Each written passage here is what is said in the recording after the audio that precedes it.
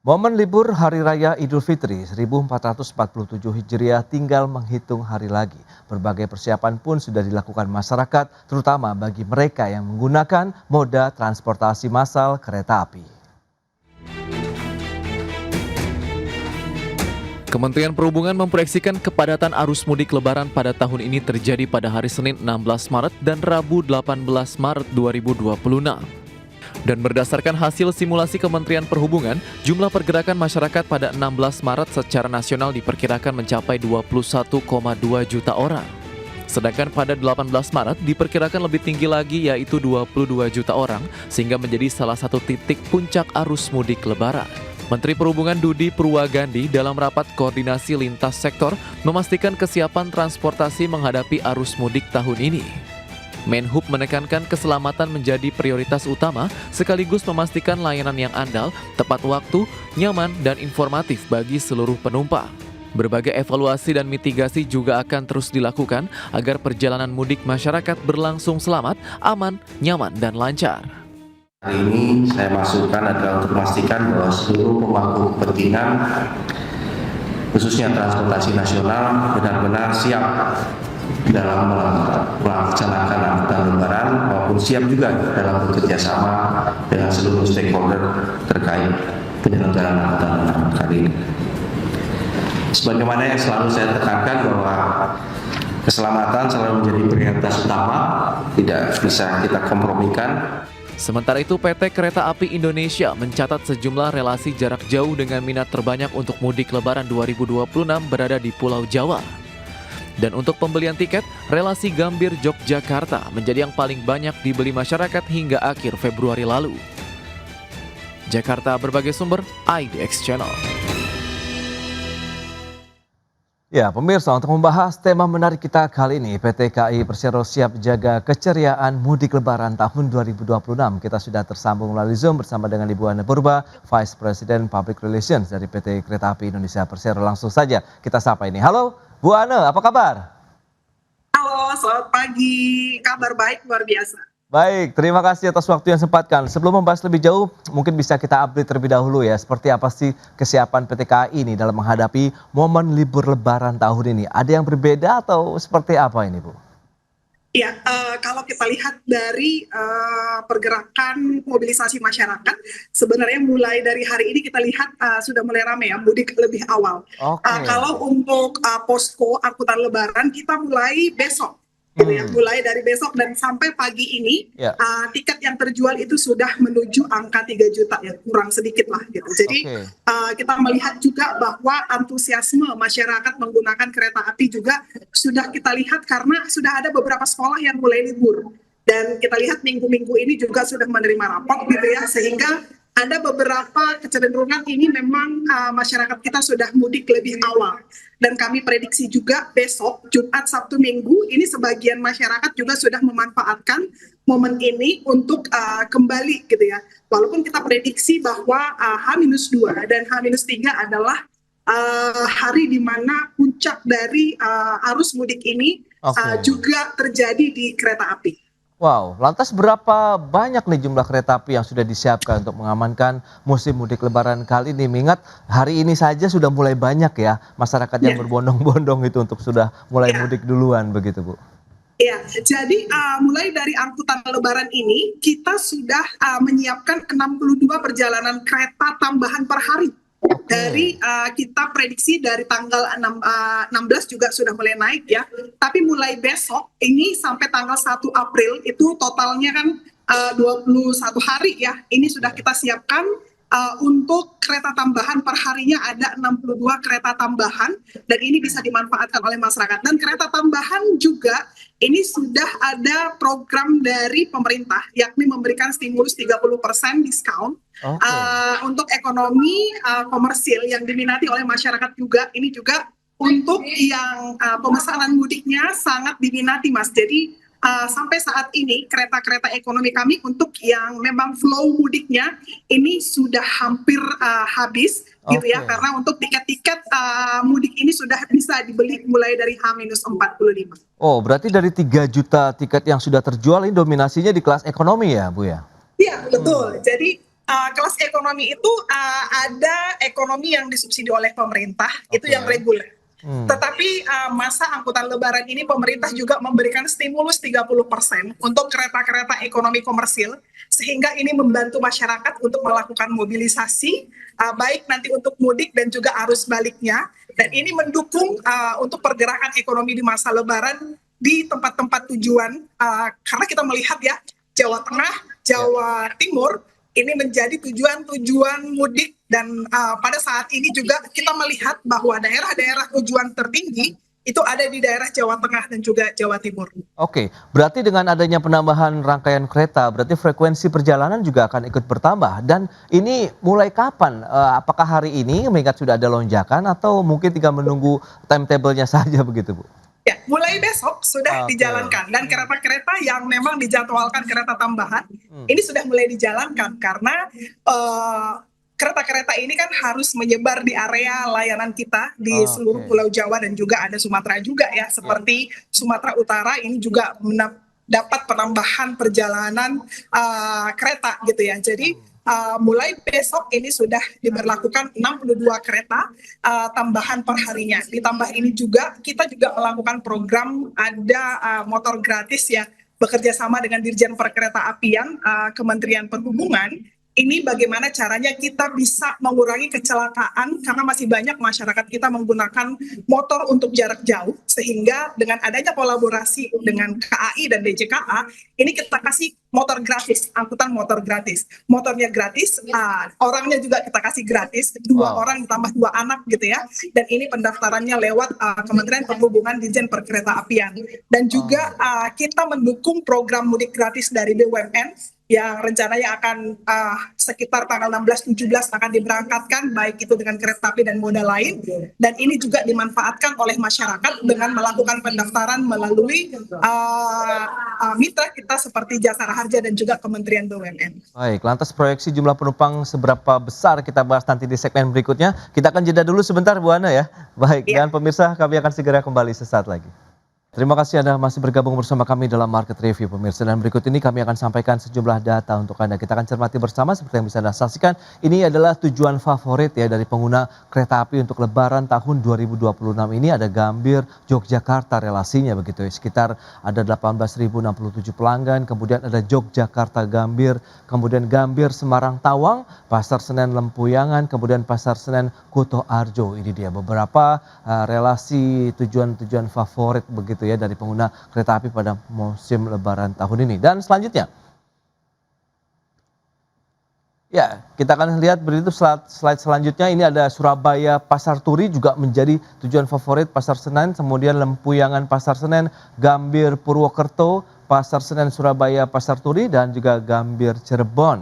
Ini dia beberapa relasi ya menjadi tujuan favorit kita pada saat mudik Lebaran tahun ini. Dan berikutnya kita akan cermati data dari sisi puncak arus mudik dan balik Lebaran tahun ini. Proyeksi dari Kementerian Perhubungan ini puncak arus mudiknya di Senin 16 Maret 2026, Rabu juga 18 Maret 2026, dan arus balik potensinya terjadi tanggal 25, 26, dan 27 Maret 2026. Itu dia beberapa data yang sudah kita sampaikan ya. Baik, dan kita akan lanjutkan kembali perbincangan bersama dengan Ibu Ana Purba dari PT KAI. Nah ini dia, dengan beberapa informasi tadi yang sudah disampaikan. Lantas kalau kita bicara mengenai potensi dan juga proyeksi jumlah penumpang kereta api jarak jauh, kemudian kereta api lokal begitu ya, pada momen mudik Lebaran kali ini tuh seberapa banyak? Dan tadi apakah benar Yogyakarta Gambir ini yang menjadi favorit begitu kalau dari pengguna kereta api nih, Bu Ana? Ya, Mas. Jadi memang kalau kita lihat ya dari pergerakan dan pembelian tiket, memang Jogja ini menjadi salah satu tujuan favorit ya. Top one-nya adalah Jawa Tengah lah, terutama Jogja. Sehingga dapat saya sampaikan di sini, besok juga akan ada perjalanan yang kita berangkatkan dari Pasar Senen. Ini menjadi inovasi yang kita siapkan dari Balai Yasa Manggarai.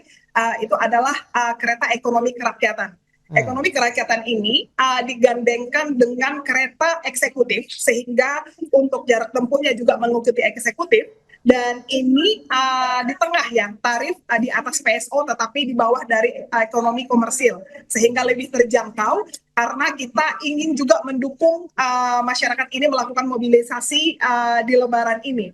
Nah, pada saat ini untuk kereta-kereta ini juga mengingat adanya kebutuhan mobilisasi masyarakat ke arah Jawa Tengah, sehingga kita programkan untuk kereta ini dijalankan dari Pasar Senen menuju Lempuyangan PP, melayani masyarakat dari Lempuyangan juga menuju Pasar Senen sampai nanti angkutan Lebaran selesai.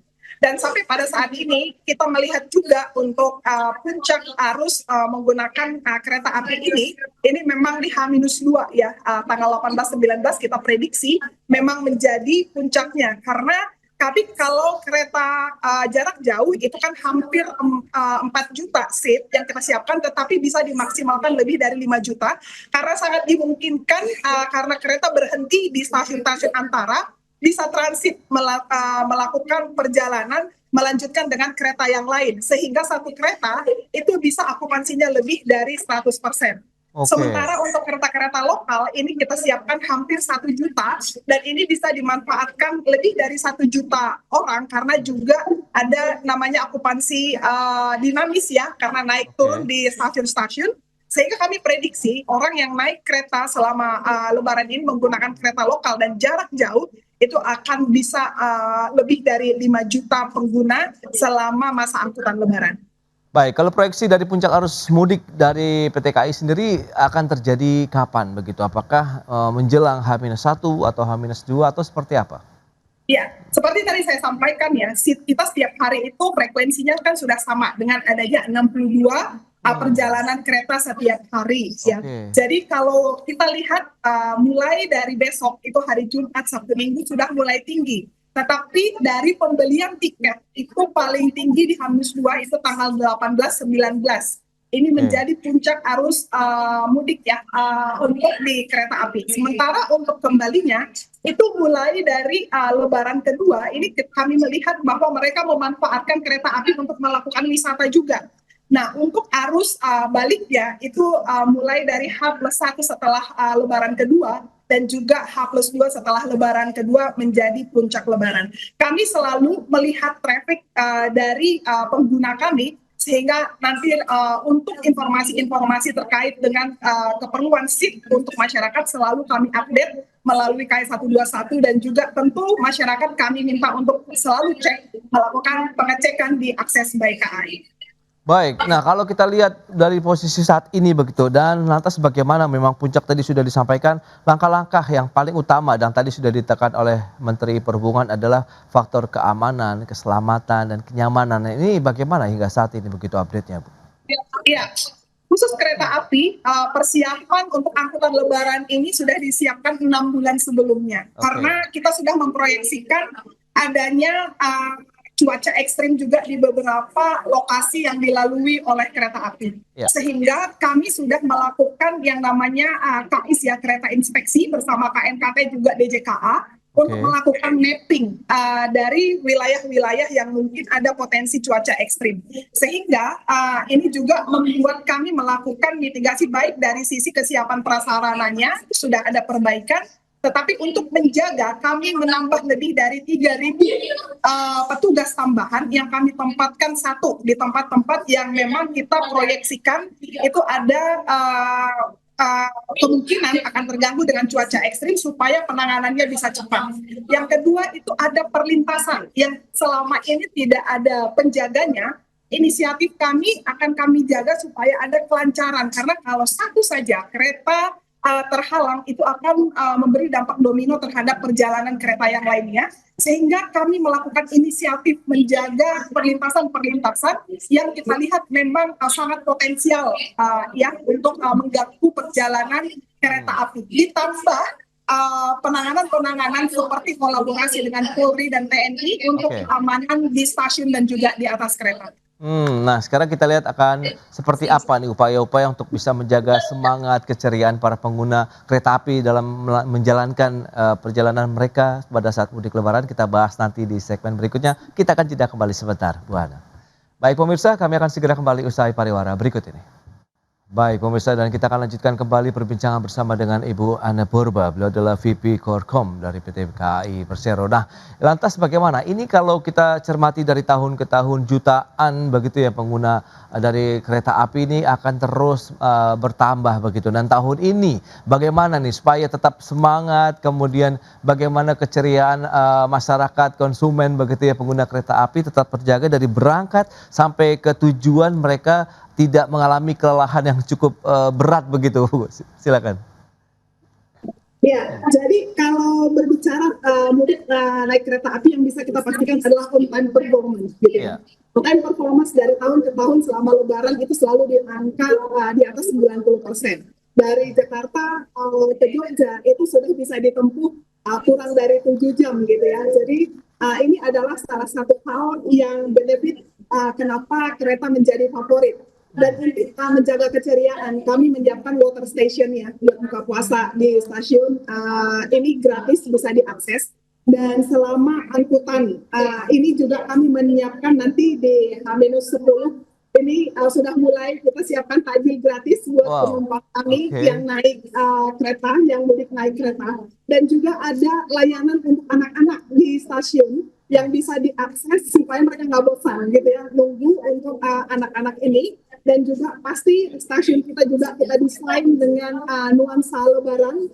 Kereta-kereta kita juga kita memberikan desain khusus untuk Lebaran ini sehingga memberi keceriaan gitu ya ketika stasiun dan juga di atas kereta. Kemudian dapat dilayani juga dengan memberikan takjil gratis untuk pengguna jasa kereta ini sehingga mereka juga happy gitu ya untuk naik kereta api ini. Jadi ini yang memang kita lakukan, bahkan mungkin di daerah-daerah operasional kami juga akan menyiapkan surprise yang kita siapkan untuk pengguna jasa kereta api sehingga Lebaran ini juga mereka bisa rasakan ketika di stasiun dan di atas kereta. Wow, ini dia. Jadi memberikan kesan yang mendalam ya, terutama bagi anak-anak begitu pada saat mereka melaksanakan mudik Lebaran bersama keluarga, karena perjalanan juga jauh, memakan waktu yang lama begitu. Dan yang perlu kita lihat begitu dengan kondisi saat ini hampir ada di setiap stasiun berarti Bu. Kalau kita lihat dengan beberapa fasilitas tadi yang sudah disampaikan, apalagi tadi menarik juga temanya, jadi mengikuti dengan momen-momen Lebaran ya, tematik lah kereta yang disajikan begitu Bu. Silakan. Ya, betul. Jadi Lebaran ini kita ada tematik ya di stasiun Pasar Senen, bisa dilihat kita sudah membuat tematik juga di stasiun-stasiun lainnya juga kita sudah melakukan dekorasi ya supaya mereka masuk ke stasiun itu sudah nuansanya Lebaran. Di atas kereta, di kereta makan kita juga sudah menyiapkan desain itu dan juga liverinya. Livery ini kita desain juga ya untuk menyambut Lebaran ini. Nah, di dalam menyambut Lebaran ini juga kan di atas kereta bagi yang menggunakan kereta baik untuk buka puasa dan sahur, restorasi kami juga menyiapkan ya, dan H-10 ada nanti takjil gratis yang kita bagi di stasiun dan di atas kereta. Baik, nah ini lantas menarik. Kalau memang tadi keceriaan sudah dijaga, semangatnya tetap dijaga, kenyamanannya nih bagaimana untuk menghindari penumpukan penumpang di stasiun. Karena kan pasti ya dalam hari ini aja sudah banyak, berarti kan sampai dengan beberapa hari ke depan menjelang Lebaran jumlahnya akan terus bertambah ini Bu. Ya, digitalisasi terus kita lakukan ya. Jadi boarding kepada pelanggan kami bisa memanfaatkan face recognition sehingga antrinya itu tidak lama, cepat gitu menggunakan face recognition. Dan ini juga bisa dilakukan, mempersiapkan dengan menyiapkan adanya boarding yang lewat akses by KAI dan mendaftar face recognition sehingga nanti tidak perlu antri lama menggunakan face recognition. Pasar Senen sudah kita lakukan. Bahkan di stasiun Pasar Senen itu kita sudah membuat bertahap ya untuk AC di area tunggunya juga kita sudah siapkan AC. Kemudian petugas-petugas tambahan yang memang kita upayakan supaya masyarakat pengguna kereta api ini baik di stasiun dan di atas kereta ini bisa lebih nyaman. Bahkan petugas-petugas kebersihan pun ini kita tambah tadi yang termasuk 3.000 petugas baik di keselamatan perjalanan dan juga di layanan cuci kereta, kebersihan kereta, dan juga layanan informasi di stasiun. Nah, menarik kalau tadi sudah kita bahas kereta ekonomi, ada kereta ekonomi kerakyatan. Nah, sekarang yang mungkin lebih eksklusif misalnya yang panoramik ya dan lain-lain ini apakah juga ada pangsanya tersendiri begitu? Atau Anda melihat justru momen ini ya akhirnya mungkin kebanjiran peminat begitu? Betul. Jadi justru kereta-kereta seperti panoramik ini duluan habis ya. Iya. Oh, Duluan habis dari sisi penjualan tiket kami gitu ya. wow. Dan sangat diminati. Dan ini memang untuk kereta panoramik, kereta wisata ini kita jalankan semua supaya kapasitas angkut tahun ini bisa naik. Dan kita juga kan sudah menaikkan kapasitas angkut ini di angka KAI Group itu hampir 6% gitu dari tahun lalu gitu ya. Jadi khusus untuk kereta-kereta panoramik, kemudian kompartemen, luxury adalah kereta-kereta yang duluan habis. Mungkin dari sisi tempat duduknya juga kan tidak sebanyak yang reguler ya. Ya. Jadi ini kita lihat potensi-potensi ini bahwa momen Lebaran ini juga bukan hanya sekedar momen kita kembali ke rumah, tapi kita juga pengen menikmati experience selama perjalanan, sehingga kereta-kereta unggulan wisata ini seperti panoramik, kemudian kompartemen dan luxury adalah kereta-kereta yang duluan habis dibandingkan kereta reguler lainnya. Wow, luar biasa ya, peminatnya tinggi juga begitu ya. Nah, kalau kita lihat dengan kondisi saat ini lantas bagaimana koordinasi misalnya dengan pihak-pihak terkait begitu, kementerian, kemudian ke petugas keamanan begitu baik dari kepolisian maupun TNI untuk bisa mengamankan jalur mudiknya sendiri nih, jalur kereta apinya sendiri, Bu. Jadi sampai saat ini yang sangat intens kita berkoordinasi adalah BMKG. Oke. Karena kita juga kan sudah memprediksi bahwa kita sudah ada beberapa proyeksi terkait dengan cuaca ekstrim gitu. Yeah. Kemudian yang kedua adalah terkait dengan keselamatan, pasti dengan DJKA ya. DJKA Kementerian Perhubungan ini kita juga koordinasi untuk area-area yang memang sangat berpengaruh kepada prasarananya. Dan Polri TNI ini koordinasi terkait dengan keamanan di stasiun dan juga di atas kereta. Ini juga kita koordinasikan. Nah, beberapa yang memang kita fokuskan juga saat ini adalah bekerja sama dengan komunitas untuk membantu kami melalui program Customer Service Mobile yang kita siapkan di stasiun dan juga di perlintasan-perlintasan supaya aman dari sisi perlintasan dan juga informasi-informasi di stasiun bisa dibantu lewat komunitas juga. Oke, bagaimana pesan KAI lah kepada masyarakat pengguna kereta api begitu pada saat musim mudik Lebaran tahun ini, apa yang bisa disampaikan? Apakah dengan sistem yang sudah semakin oke ini justru akan lebih mengeliminir lagi mungkin kejadian-kejadian tahun lalu misalnya penumpukan penumpang dan ini sekarang mungkin lebih smooth begitu, Bu? Silakan. Yang pertama, kami menghimbau kepada pelanggan kami tetap mengutamakan keselamatan. Jadi naik kereta itu 3 hal yang harus diingat adalah utamakan keselamatan, harus on time, jangan buru-buru datang ke stasiun, dan juga yang ketiga mempersiapkan boarding pass dan yang lainnya supaya kita bisa boarding tanpa antrian yang panjang. Ingat Lebaran juga kita harus ingat sampah. Kami sudah menyiapkan water station sehingga tidak perlu membeli minuman kemasan, cukup bawa tumbler. Kami sudah menyiapkan water station supaya kita juga bisa mengurangi sampah. Kami ingatkan jangan terburu-buru datang ke stasiun karena kereta sangat on time dan tidak mungkin menunggu untuk berangkat, sehingga pastikan waktu sampai di stasiun itu minimal setengah jam atau 1 jam sebelum kereta berangkat supaya perjalanan lebih nyaman. Kami siap 24 jam melayani masyarakat di kontak center 121 untuk semua kendala yang dihadapi, bahkan untuk mengetahui apakah tiket masih tersedia atau tidak. Baik, itu dia layanan yang semakin oke dari tahun ke tahun yang sudah disediakan PT KAI untuk tahun 2026 ini. Bu Ana, terima kasih banyak nih atas update dan informasi yang sudah disampaikan. Sukses terus untuk PT KAI, kemudian juga selamat menjalankan aktivitas kembali. Bu Ana, terima kasih Bu, sampai berjumpa kembali. Terima kasih semuanya. Ya, pemirsa, Menteri Energi dan Sumber Daya Mineral Bahlil Lahadalia memastikan stok bahan bakar minyak atau BBM subsidi masih aman hingga Hari Raya Idul Fitri, meski harga minyak dunia masih berfluktuasi akibat ketegangan di Timur Tengah. Ya, Bahlil menjelaskan harga minyak mentah dunia sebelumnya sempat menembus di atas $100 Amerika Serikat per barrel, namun saat ini kembali turun di kisaran 90 hingga $100 Amerika per barrel.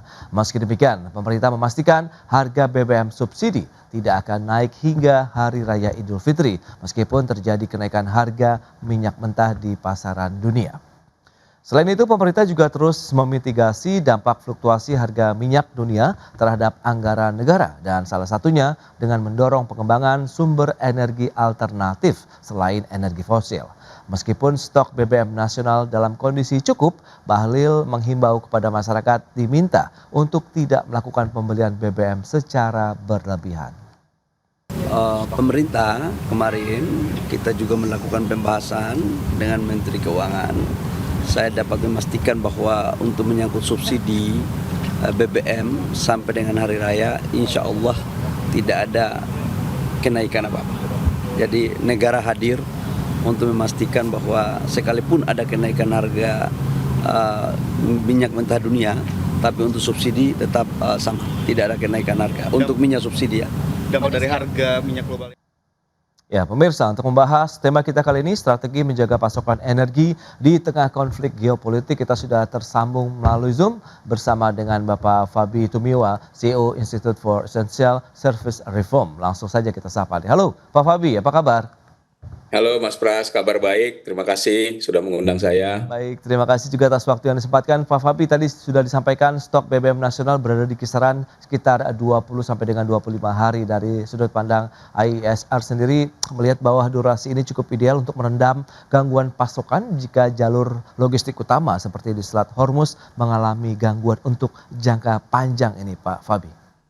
Ya, dalam kondisi normal, cadangan operasi ya, kita bilang itu cadangan operasi 20-21 hari itu cukup ya untuk memenuhi kebutuhan kita. Nah, tapi dalam kondisi krisis, dalam kondisi di mana ada ketidakpastian seperti yang kita hadapi sekarang ya.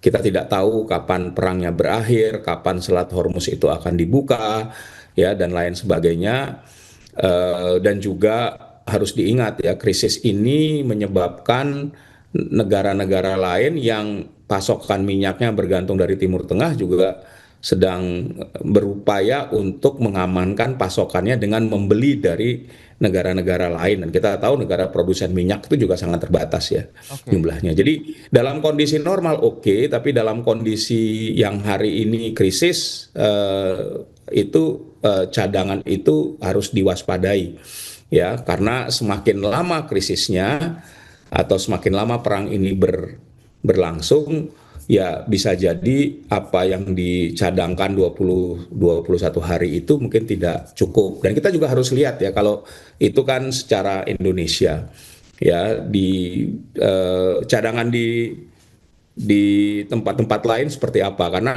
ada faktor logistik ya juga harus dipertimbangkan ya, mengangkut minyak misalnya dari kilang ke pulau-pulau di Indonesia juga bisa makan waktu gitu. Jadi oke untuk saat ini, tetapi kalau untuk kondisi krisis sepertinya itu tidak cukup. Oke, Pak Fabi, dan sudah bergabung juga ini ada Ibu Dwi Anggia, juru bicara Kementerian Energi dan Sumber Daya Mineral. Langsung saja kita sapa nih. Halo, Bu Dwi, apa kabar? Halo, selamat siang. Alhamdulillah, apa kabar, Mas? Baik, terima kasih juga atas waktu yang Selamat disempatkan. siang, Mas. Baik, Fabi. tadi sudah disampaikan Pak Fabi ya terkait dengan kondisi bahwa dengan adanya perang berkepanjangan begitu di kawasan Timur Tengah ini menjadi concern dari pemerintah dan juga masyarakat terkait dengan ketersediaan dari bahan bakar minyak di Indonesia, meskipun sudah disampaikan oleh Pak Bahlil bahwa sekitar 20-25 hari kita masih cukup. Nah, lantas bagaimana update-nya Bu hingga saat ini untuk BBM, ada jenis Pertalite, kemudian solar, aftur di tengah potensi gangguan jalur logistik global tadi Bu, silakan. Ya, mungkin saya perlu luruskan Mas Prasetyo ya, tadi cadangan tadi disebut 20 sampai 21 hari. Ya. Kita meluruskan terlebih dahulu barangkali Baik. biar publik juga tidak salah memahami. Oke. Cadangan yang disebutkan Pak Menteri kemarin itu adalah saat ini posisi stok kita itu di atas standar minimum nasional kita, di atas 21 hari. Oke. Ini artinya bukan setelah periode waktu tersebut terus cadangan kita habis, tidak seperti Iya. itu. Jadi 21 hari ini dia akan refilling, replenishing terus every day, baik itu dari produksi domestik kita dan juga dari impor. Tadi saya sedikit menangkap tadi ada kekhawatiran karena semua orang sekarang sedang berburu ya Mas Fabi ya untuk cadangan crude masing-masing negara, betul. Dan Indonesia sendiri tidak tergantung terhadap satu region saja, tidak berdasarkan satu wilayah saja, tidak hanya di komoditas saja. Kita juga punya beberapa sumber dari negara lain.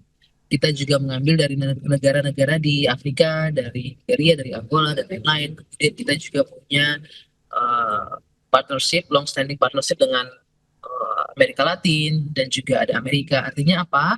Bahwa kekhawatiran mungkin kita tidak bisa menutup mata. Kondisi global memang lagi sulit saat ini. Ya. Harga minyak juga naik turun terus. Para produsen minyak juga banyak yang sudah menahan produknya ya. Pasti ini akan berdampak. Namun demikian kami pastikan sepanjang periode Ramadan hingga Lebaran nanti stok dijamin aman. Kita juga memiliki cadangan di tangki di TPBM dan juga distribusi dipastikan yang harus juga lancar. Betul sekali disampaikan Mas Wabi, kalau kita punya stok cukup, tapi kalau distribusinya tidak bagus, ya itu tetap juga akan jadi permasalahan nantinya. Nah itu dia strateginya dari Kementerian SDM untuk bisa menjaga tadi bagaimana ketahanan energi ini tetap sesuai dengan target-target idealnya seperti apa? Ya, yang pasti kita juga punya produksi minyak di domestik Mas Pras. Kita juga selain impor dari beberapa negara yang punya alternatif sources ya, tidak dari satu titik saja, itu juga menjadi bagian dari untuk penguatan ketahanan energi nasional kita. Nah terkait dengan distribusi menyambut Lebaran ini, kemarin kami juga sempat terus memonitor ya, karena hari ini juga ini kan posko Ramadan dan Idul Fitri juga sudah di launching ini untuk memantau bagaimana stok di seluruh wilayah di Indonesia dan juga bagaimana distribusi BBM di seluruh wilayah Indonesia. Kalau bicara energi, kita tidak hanya bicara BBM, kita juga bicara mengenai ketersediaan LPG, kita juga bicara mengenai keandalan listrik. Jadi kami menghimbau juga masyarakat untuk tetap tenang, jangan panik, karena kondisi kita sekarang dalam kondisi memang kondisi berdampak secara global, tapi kondisi kita relatif aman. Namun kalau masyarakat bertindak misalnya melakukan panic buying, kemudian melakukan pembelian yang berlebihan dan juga penimbunan, pasti akan mengakibatkan kelangkaan. Karena itu pemerintah dalam hal ini juga kita tidak bisa bekerja sendiri, kami butuh masyarakat di sini Mas untuk bisa kerja sama menjaga kondusivitas di dalam negeri. Itu dia yang paling utama, menjaga kondusivitas di masyarakat begitu. Jadi tidak perlu lagi kita mungkin berburu BBM. Kondisinya aman tadi 21 hari, meskipun kalau kita tadi sudah mendengar penjelasan dari Bu Anggia bahwa 21 hari kalau memang sudah menipis nanti akan ada refueling lagi, ada penambahan lagi untuk mencapai posisi idealnya lagi begitu. Nah Pak Fabi, lantas kalau misalnya bicara mengenai kenaikan harga minyak mentah dunia ini nanti juga akan berdampak kan terhadap sektor logistik yang juga mengalami kenaikan harga. Anda melihat bagaimana? Apakah nanti akan berdampak lebih kepada mungkin ada multiplier efek juga yang perlu kita waspadai di sana? Ya, jadi kalau kita lihat kondisi hari ini tadi ya cadangan operasional 20-21 hari itu ideal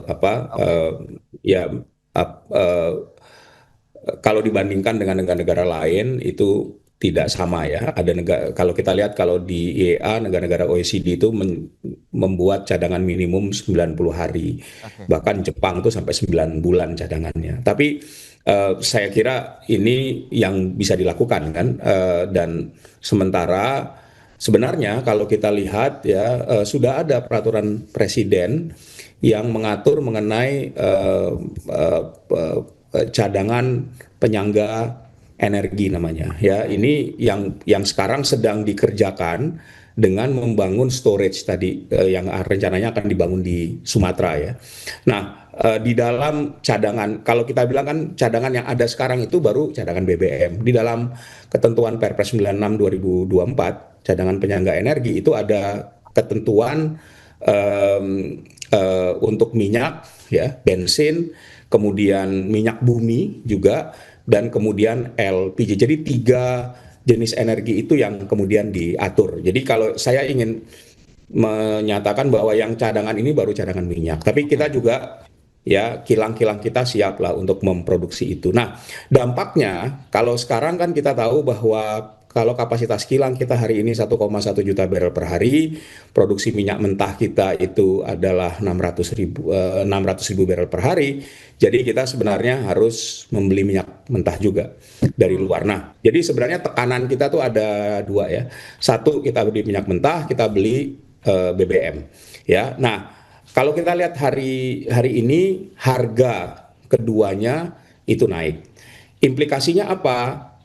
Implikasinya tentunya harga BBM kalau sesuai dengan harga pasar untuk produk-produk BBM yang tidak disubsidi pemerintah itu akan naik dan itu sudah otomatis ya.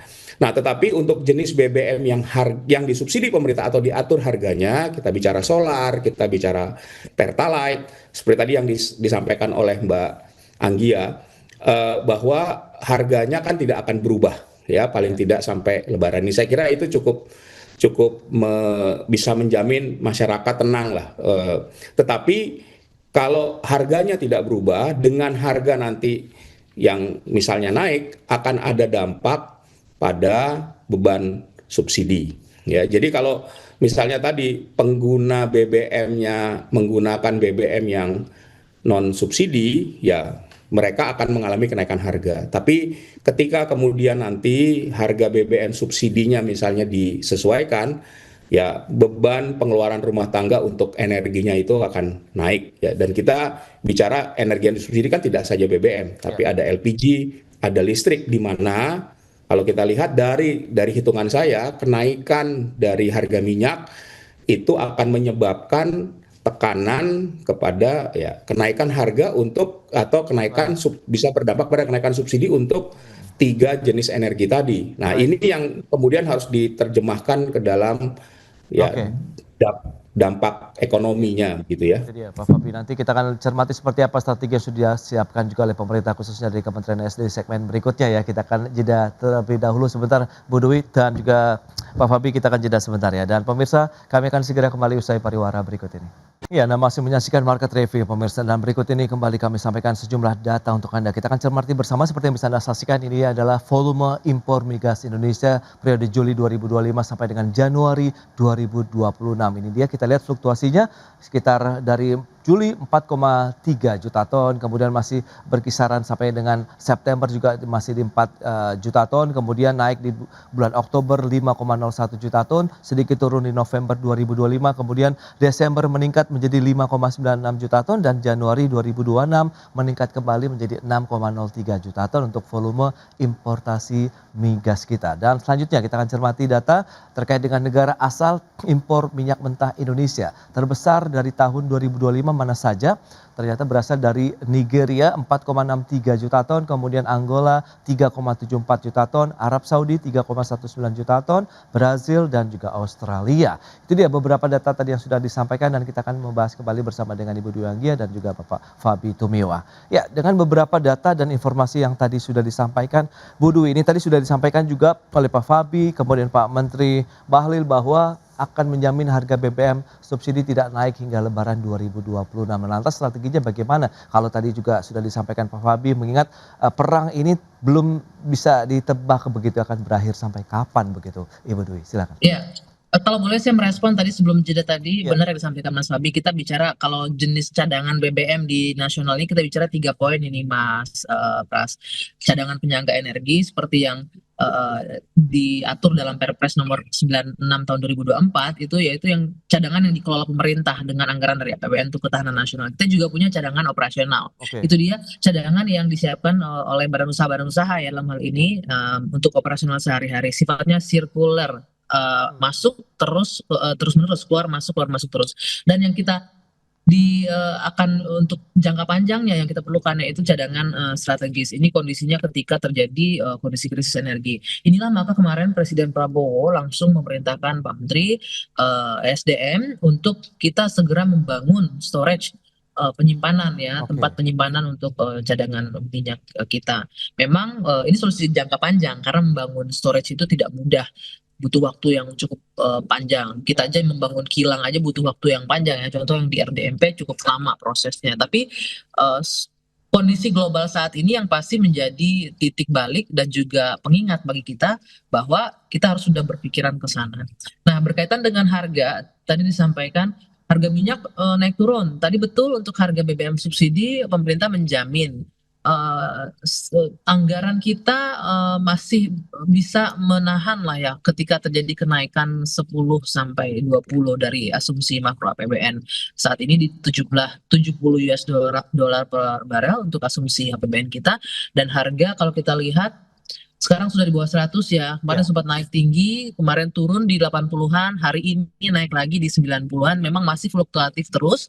Namun pasti ini akan menjadi memberikan tekanan terhadap kinerja fiskal kita. Itu satu hal. Namun demikian pemerintah sudah komitmen, pemerintah hadir untuk memberikan proteksi bagi masyarakat, untuk melindungi masyarakat, untuk menjaga daya beli masyarakat, terutama untuk harga BBM subsidi. Sementara harga BBM non subsidi mau tidak mau itu pasti mengikuti dinamika harga minyak dunia. Namun tentunya sesuai dengan aturan yang berlaku di negara kita untuk kenaikannya. Baik, tadi sempat Anda menyebutkan ya Bu Dwi, kalau kita lihat bagaimana mengevaluasi harga, kemudian kondisi saat ini masyarakat tidak ada penimbunan, lantas bagaimana koordinasi mungkin dengan BPH Migas, dengan petugas keamanan sendiri begitu untuk bisa menjamin tidak ada oknum-oknum lah kalau bisa dikatakan begitu yang melakukan penimbunan BBM nih Bu Dwi. Ya, kami terus melakukan koordinasi dengan semua pihak terkait, terutama di periode Ramadan dan Lebaran Idul Fitri ini, dengan adanya posko pemantauan BBM sektor SDM, ada BPH Migas di situ, ada Ditjen Gakum di situ, kemudian ada badan usaha terkait Pertamina, PLN dan lain-lain. Yang pasti kita tidak hanya sekedar memantau stok, sekali lagi Mas Pras, kita juga memastikan distribusi berjalan dengan lancar. Kita tahu untuk di wilayah Indonesia ini kan wilayah kepulauan ya, distribusi itu menjadi challenge tersendiri, tapi yakinlah dalam hal ini badan usaha terkait Pertamina untuk kapal itu kita punya kapal yang berkeliling terus di 6 MOR region, di Sumbagut, kemudian Sumbaksel di Jawa bagian barat, Jawa Tengah, Yogyakarta, kemudian di Jatim, Balinus, Kalimantan, Sulawesi dan seluruhnya di Papua juga. Jadi jangan khawatir.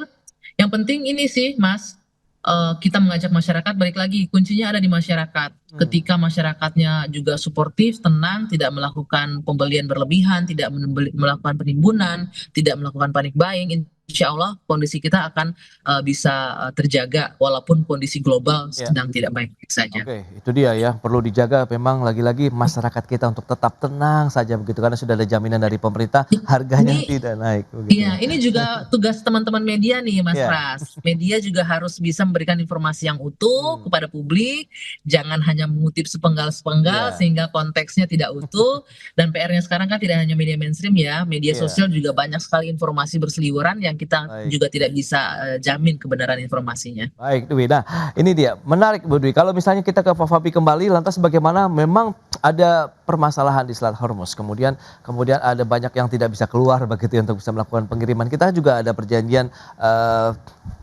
resiprokal lah ya, kita tahu sudah ditandatangani oleh pemerintah Amerika Serikat dan kita akan juga mengimportasi dari sana. Anda melihat ini menjadi suatu solusi atau ada perbedaan jarak waktu yang perlu kita dalami juga nih Pak Fabi?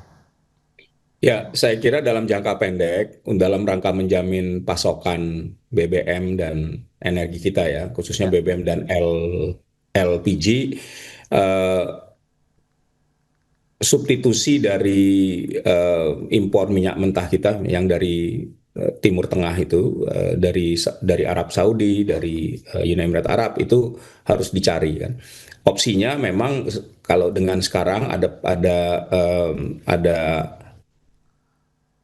perjanjian dagang dengan Amerika Serikat, maka tentunya bisa saja dibeli dari sana. Ya, khususnya kalau saya lihat yang mungkin harus dibeli itu dari sana adalah LPG, di mana kalau LPG kita kan saat ini 50 ya, 50 kita impor dari Amerika, 50% kita impor dari Timur Tengah gitu. Jadi dengan mengalihkan yang dari Timur Tengah mungkin ke US dan juga ke negara-negara lain yang memproduksi LPG itu bisa dilakukan. Nah, tapi kita juga tahu kalau kita mengimpor lebih banyak dari Amerika Serikat atau dari Amerika Latin ya, misalnya bisa dari Brazil untuk minyak mentah dan lain-lain. Ada perbedaan jarak tempuh ya, jarak tempuh dari yang melewati Samudra Atlantik dengan yang dari Middle East ya, itu bisa 2-3 kali lebih lama. Ya, dan juga harganya pasti lebih mahal karena biaya transportasinya lebih tinggi, 2-3 kali lipat lebih tinggi. Nah, ini memang yang harus ditanggung oleh pemerintah ya, dengan harga yang lebih tinggi tadi. Tentunya bukan hanya harga minyaknya, tapi harga logistiknya juga lebih logistiknya, mahal. betul. Ya, kalau ini yang jadi memang kita harus cari alternatifnya untuk mengamankan pasokan energi di masyarakat ya. Nah, dan ada konsekuensi tadi, harga ya, biaya sebenarnya yang jauh lebih mahal. Yang ini tentunya kita akan lihat untuk produk-produk yang tidak disubsidi, LPG 12 kilo, kemudian bahan bakar minyak yang tidak disubsidi, harganya mungkin akan naik. Nah, saya kira ini menjadi yang tadi belum harus kita lihat, ketika produk-produk yang harganya tidak disubsidi tadi naik, bisa jadi mereka yang tadi menggunakan produk yang non subsidi itu bisa beralih ke produk yang disubsidi. Jadi memang harus ada pengendalian juga ya. Kalau hari ini kan 86% LPG yang beredar itu adalah LPG yang disubsidi yang 3 kilo ya. Sisanya itu yang non subsidi. Nah, bisa jadi kalau harganya naiknya terlalu tinggi, mereka juga beli nih, konsumen-konsumen beli yang produk yang disubsidi. Jadi ada tekanan lagi, yang tadinya anggaran subsidi untuk sekian juta misalnya ya, itu kemudian bisa naik. Sama saya lihat juga dengan harga produk BBM yang dijual di SPBU. Nah, ini yang menurut saya membutuhkan kehati-hatian juga agar volume hariannya itu tidak meningkat. Karena tadi kita punya kendala, kalau kita impor dari tempat lain, itu waktu tempuhnya akan lebih lama, sehingga akan mempengaruhi buffer stok kita gitu. Itu dia ya, beberapa poin yang perlu dicermati dengan kondisi global, tapi pada saat kita melakukan importasi dari negara lain, begitu selain Timur Tengah, ada beberapa tantangan juga yang perlu dicermati. Yang penting adalah menjaga buffer stok kita tetap ideal begitu, dengan waktu yang memang membuat masyarakat juga tenang dan nyaman. Tadi sudah disampaikan juga bahwa memang harga tidak naik, dan semoga perang juga tidak berkepanjangan dan harga minyak mentah dunia juga tidak terus memanas begitu ya. Baik, Ibu Dwi, kemudian Pak Fabi, terima kasih banyak nih atas informasi, update dan juga insight yang sudah diberikan kepada pemirsa pada hari ini. Selamat melanjutkan aktivitas Anda kembali, salam sehat. Sampai berjumpa kembali Ibu Dwi dan juga Pak Fabi. Terima kasih Pak, sampai berjumpa kembali. Terima kasih Pras. Terima kasih Mas Fabi. Terima kasih. Halo Bahagia. Terima kasih. Baik pemirsa, 1 jam sudah saya menemani Anda dalam Market Review, dan perbahari terus informasi Anda hanya di IDX Channel, Your Trustworthy and Comprehensive Investment Reference. Karena urusan masa depan harus terdepan, aku investor saham. Saya Prasetyo Wibowo beserta seluruh kerabat kerja yang bertugas pamit undur diri. Terima kasih, sampai jumpa.